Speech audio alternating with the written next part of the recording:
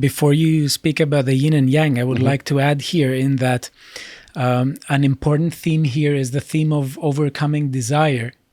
Because in chapters 37 and 45, it says that in the absence of desire, there is tranquility. And then in chapter 45, tranquility brings order under heaven. And I see this as a theme that, you have to, the first thing you have to focus on is inner peace. And when you focus on inner peace, you're more balanced. And when you're more balanced, you have more balanced relationships with other people. Yeah. No, that's perfectly reasonable. So let's go on to yin and yang, because of course this is something that most Westerners know about the East.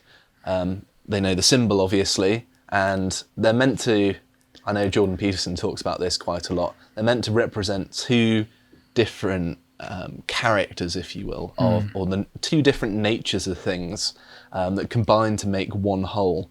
And so yin, which I believe is the darker one, represents structure, night, cold, earth, moon, slow, humidity, ascends energy, so it increases your energy, I suppose, fluids, calm, and death, according to this image I found on the internet. And then yang is more functional. It's day, hot, sky, sun, fast, it's dry, it descends your energy, it's expressive, and is to do with birth. But it's just two ways of dichotomizing aspects of the world, and it seems to make an intuitive sense, even though when you consciously think about it, it's such an arbitrary distinction between two things that can the world really be so simple as putting it into two categories? And I would say no, but the actual notion of the yin and yang is that these two oppositional things combine to then bring balance, and that's the important aspect of it. It's not necessarily what you put in there, it's the actual philosophy behind the concept that's the important part of it. I think that I agree with you, it's more complex than that, but I think that understanding requires such distinctions, because when we have notions like being, let's say, unless we compare it with non-being, or we contradistinct it with non-being, we can't understand what we are talking about. Yes. And I think that is why it shows kind of understanding, how our understanding of nature works. We have to think in terms of dualities, even if we recognize that sometimes it's a bit more complex. Yes, and I mean, I generally speaking try to avoid these categorizations of things into two different groups, because there's a tendency to be too reductionistic about it. You shrink things down so they fit neatly into categories, but then you lose lots of the detail that make the distinction more complicated. And I think, although categorization is still very important, people are too keen to categorize things, and therefore they lose lots of the high resolution detail that might suggest that actually this category isn't the best fit for that thing that you're trying to put in there. But I'm going to read from chapter 42 a little bit about the yin and yang, that it mentions it by name, by the way, in here. So it says, the basis of my teaching, the Tao begets unity, unity begets duality, duality begets trinity, trinity begets creation. Creation is bound up, yin and yang. It doesn't say bound up in, yes it does actually, I just can't read. Whose swirling energies combine, words that ordinary people disdain, lowly, humble, without ambition, are those that rule used to describe themselves. Thus one may benefit from another's loss, or lose to another's benefit. What others teach, I also teach. Tyrants do not die a natural death. This is the basis of my teaching. So it again is just talking about balance, and how an absence also complements a glut. It's that sort of thing that everything balances out eventually, that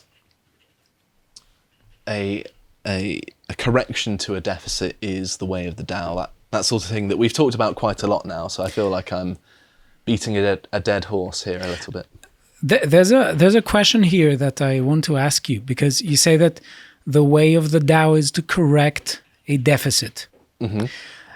Is this a kind of view that there is at basis? This is an optimistic view of the universe, in the sense that every violation of the natural law, or every violation of the Tao, let's say, will somehow be answered by nature. Well, I think because the Tao is in everything, it's difficult to say that its laws are ever violated, but as an individual, you can be out of balance. You can be, for example, more in harmony with yin than yang, rather than at the point in the center, which is the point of, like, if you were to look at the yin and yang symbol, the path of the Tao is the point at which they intersect together. It's that little squiggly line in the middle. That's where you want to be. That's the ideal place. Yeah. So within every individual, they have a proclivity to a certain side that they need to counterbalance to get to the end goal of the Tao, which, by the way, isn't possible. They acknowledge that, but it's at least a path towards greater enlightenment. I want to say, because enlightenment is the key word here. Have you finished with the yin and yang? Because, yes. Okay. I want to introduce another idea here, because there's a really wonderful analogy that is used in Eastern thought. I think it's in Buddhism. Mm-hmm. It's the idea of a ladder that we throw away once we climb it. So it seems to me that there is you could say, an opposition between, on the one hand, an eternal order and a transient order. And we are told by many philosophies, including Taoism, that we should strive to emulate the eternal order. Mm-hmm. And there's this question that, when we try to think about it literally, we ask, what does it mean, not to act, not to try, not to do this and that? Could it be the case that someone who advocates Taoism thinks that all of these things, actions, trying to rule, all of these are sort of a ladder that we are going to throw away once we climb it, in the sense that in order to achieve enlightenment from a non-enlightened state, we have to do things and follow a course that we would not say that it is an enlightened course?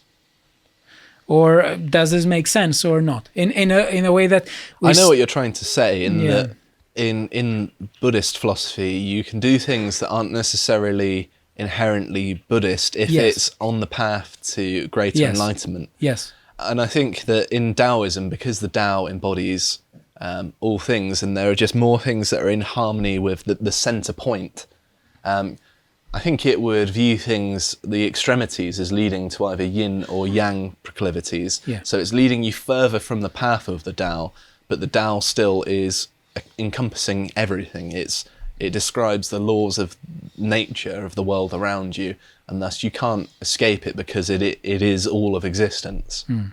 So it's comparable in a way, but I think that it's more about finding the center line than ascending up, if you know what I mean. It's about finding balance rather than a trajectory in one direction. I understand, okay.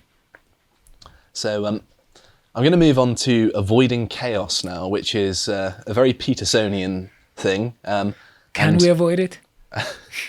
I think I dispute the whole notion of a distinction between order and chaos. I think that there is only the illusion of order and everything is ultimately chaos. But that's me being a pedantic contrarian. But I'm going to read from verse 38 first and talk about this, because this chapter is actually called Avoidance of Chaos, believe it or not.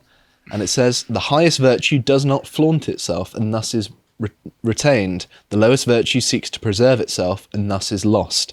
The highest virtue is naturally without action and thus needs no action. The lowest virtue acts and thus needs to act. The highest benevolence is naturally so and has no need to practice benevolence. The highest righteousness is naturally so and must act upon itself. The highest propriety is naturally so, and if it is not reciprocated, it will enforce itself. When the Tao is lost, it is replaced by virtue.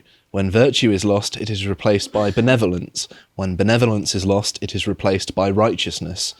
When righteousness is lost, it is replaced by propriety. When propriety is lost through lack of loyalty and good faith, it is the beginning of chaos.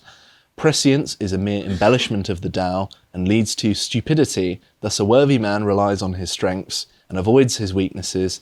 He embraces the former and discards the latter. So what it's trying to say here is that that true virtue is entirely natural to you. It's habitual to the point whereby you don't actually have to think about acting on it. You don't have to think, what is the virtuous path? You just do it.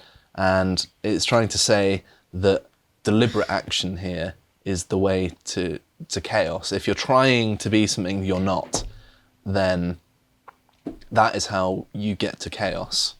And I think that that's actually quite a compelling interpretation of it, because it's trying to say, well, acting outside of your nature, acting in ways that aren't habitual to you, create chaos within you, which then emanates elsewhere, because you're acting against your own nature to a certain extent, in that virtue has to be habitual, which of course I'm sure you're very familiar with, because it's a very Aristotelian notion, isn't it? Yeah, not only, yeah. I wasn't going to disagree with what you were saying before. I wanted to ask you precisely on that, from a psychological perspective, because it seems to me that, human nature, the overwhelming majority of aspects of human nature are unconscious. I don't think we're conscious of them. Every time there are forces working within us that we are completely unaware of. And very frequently we forget this. So in order for me to go from here to the fridge, it's not just an issue of will or choice. All sorts of things have to work, even without me noticing. So the question is about the Tao. Do you think, from a psychological perspective, that we have evolved in a particular way, and our brain has evolved in a particular way, that some things arise spontaneously without us trying, such as, for instance, love, friendship, or recognition, and that when we consciously try to achieve them, we neglect the idea of what works automatically or unconsciously, and we are sort of somehow trying to override our own nature. This creates a sort of imbalance within us, and that sort of imbalance makes us appear somehow phony. Yes. To watch the full video, please become a premium member at lotuseaters.com.